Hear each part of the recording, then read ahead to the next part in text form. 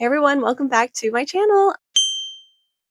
This is Leslie Reads and Writes, and today I just wanted to talk about some of my least favorite thrillers because I have been talking about thrillers quite a bit on this channel. I don't know why I've just been in a thriller kick lately. So most of the time, if I don't like a book, I just DNF the book. It's pretty rare that I will push through a book that I'm not enjoying. It does happen on occasion, but that's why I don't have a whole lot of thrillers that I finished and did not like, but I managed to come up with a list of them. So let's take a look. The very first one is a DNF. So that is One by One by Ruth Ware. Basically, a group of coworkers get snowed in at a ski chalet, and it basically just becomes a survival game. And honestly, I didn't get too far into this book because I could tell pretty early on that I wasn't going to like it. There were too many characters being introduced at once, so I really don't like that because it can be hard for me to keep track of characters as it is, and there were just a lot being thrown at you. And also, overall, the tone was kind of boring. I know I DNF'd it pretty early on, so I probably didn't give it enough of a chance in all honesty. But also, the review said the murder was very obvious, so I just didn't feel compelled to finish this one. If you did finish it, let me know if you liked it. So next I read The Good Girl by Mary Kubica. I gave this one 2 stars. I didn't care for it, and I did actually finish the book this time. So our main character goes into a bar and meets a man for a one-night stand, and it turns out to be a very bad mistake. So that guy hides her in a rural cabin, and the whole story is basically her parents looking for her and just how everything plays out. So with this one, you do get a lot of perspective. So you have her perspective and you have the people looking for her. And I think what went wrong with this one was that there was not enough tension. That is a big complaint of mine with some of these stories. If a thriller doesn't have enough tension, then it is just not it for me. I would take a slow paced, tension filled, like gothic novel or something like that over a fast paced thriller if the fast paced thriller doesn't have enough tension, because that is something that is very important to me. So when I was reading it, I almost DNF'd it several times, but I did keep pushing through because I was just too curious about the ending. But once I got towards the end, I almost DNF'd at 85%. And that is pretty bad when you're that far into a book and you're still considering just giving up. But oh, about the tension, I think the reason there wasn't enough tension is because you are getting all these different perspectives. So you know too much of what is going on for there to be enough unknowns that you want to find out, if that makes sense. So I just really did not enjoy that one at all. And I kind of wish I had not finished it. Number 3 is Rock, Paper, Scissors by Alice Feeney, and this one I actually read pretty recently, and I'm going to read you the summary. So things have been wrong with this couple for a long time. When they went a weekend away to Scotland, it might be just what their marriage needs. Self-confessed workaholic and screenwriter Adam has lived with face blindness his whole life. He can't recognize friends or family or his own wife. And that is such a convenient issue to have in a thriller that, to be honest, that kind of put me off from the beginning. But anyway, every anniversary, the couple exchanges gifts, paper, cotton, pottery, tin, etc. And each year, Adam's wife writes him a letter that she never lets him read until now. They both know the weekend will make or break their marriage, but they didn't randomly win this trip. One of them is lying, and someone doesn't want them to live happily ever after. This one, I got about 22% in before I decided this book was boring, but I did keep pushing through. I didn't like the characters, but I was very curious about what was going to happen. And at that point, I was considering DNFing the book because it just wasn't grabbing me. And to be honest, the relationship issues between the main characters it was just annoying. I just didn't like it. I thought it was interesting though, between the chapters, you have some written in first person and some written in third person. It is revealed later why it's like that, but I thought that was actually kind of cool, like kind of interesting. But there were just enough questions to keep me reading, to keep me from DNFing. But I kept considering DNFing through most of the rest of it. So I got to 50%, almost put it down.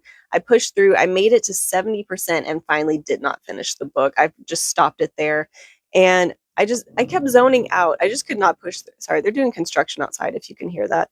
But I just kept pushing through and finally could not do it anymore. I ended up reading the twist, looking up the spoilers to see what happens, and I just really didn't like it. I'm glad that I didn't finish it. I just don't think it would have been worth reading to get to that twist. And if it is a thriller that has a boring lead up, it better have a really good twist to make up for it. And even if it does, sometimes it doesn't make up for the boring lead up. So this was just not one for me. The next one is The Inmate by Frida McFadden. And I really like her. So this you might be surprised to see her on this list, but I guess not all of her books are created equal because this one it was the first Frida McFadden book I tried to read after I read her short story, The Gift. So that might have been part of my issue that I just wasn't used to her style yet. I did not finish about a third of the way in, and it just felt like YA to me. And the main character was very dumb, for lack of a better word. I could not get on board with the main character, and I think that's another one where I did, if I'm remembering right, I did look up the ending, the twist, and I thought it was pretty good. I don't remember what it is now, so I guess I could read it now, but I do almost wanna revisit that one because now that I have, like, 16 Frida books under my belt, maybe I would be more used to her style, so let me know if I should give this one another try if you are a fan of her books. The next 2 are more psychological thrillers, and these are so hit or miss for me because I absolutely love gothic novels, and a lot of that is more of a psychological kind of thing, but whenever I read psychological thrillers, I honestly a lot of times I don't like them, but sometimes I do, so I still give them a try. So the first one is I'm Thinking of Ending Things by Ian Reid. I don't know if this necessarily qualifies as a thriller or more of a horror book. I'm kind of unsure on the genre, but I wanted to include it anyway because I really, really did not like this book. I wrote on here just awful, and I think those are the only 2 words I need to sum up this book. So I was just looking at the summary for I'm Thinking of Ending Things, and the summary is kind of weird, so I'm just going to read it. I'm thinking of ending things. Once this thought arrives, it stays, it sticks, it lingers, it's always there, always.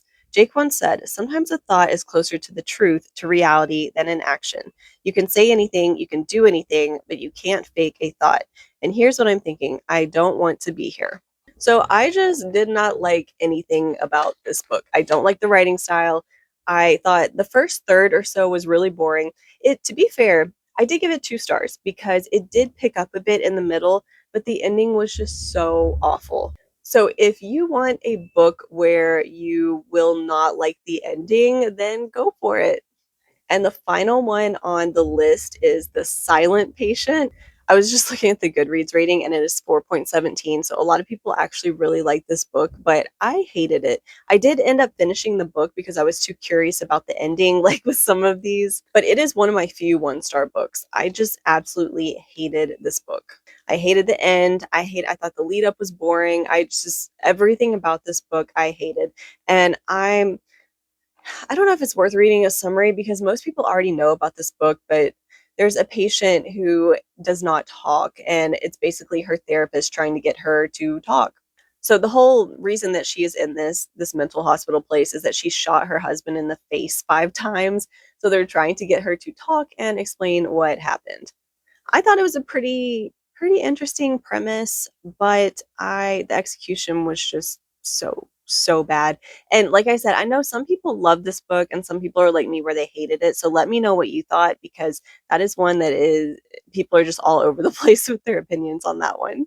I do have an honorable mention, Behind Closed Doors by B.A. Paris. With this one, I read it a few years ago and I gave it 2 stars, but the thing is, I was reading a lot of really heavy books at the time, and I think this one just felt so vanilla. I don't know. Some of the stuff that happened just did not seem as bad as some of the other books I was reading.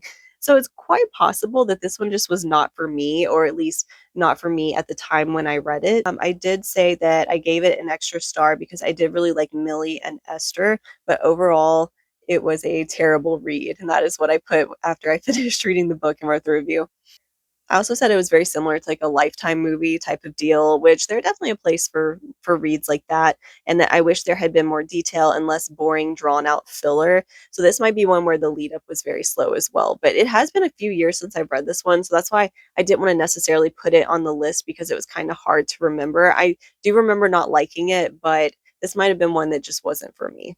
So it is much later in the day, and I realized, if you couldn't tell from the lighting, and I completely forgot to add a book to this list, and I wanted to make sure I threw it on here because it is a big one. It is The Girl on the Train. So this one has been compared to Gone Girl, and that is the reason I read it. A ton of people have read it. There's so many ratings on Goodreads, so I wanted to try it, and I really did not like it. The timelines at first were a bit confusing, maybe because I was listening to the audiobook, but it things did start to clear up a little bit more, but I just did not get pulled into the story. I thought about DNFing at 30%, and I guess that seems to be a theme here where I keep pushing through even when I'm thinking about quitting, and a lot of times that's a bad idea.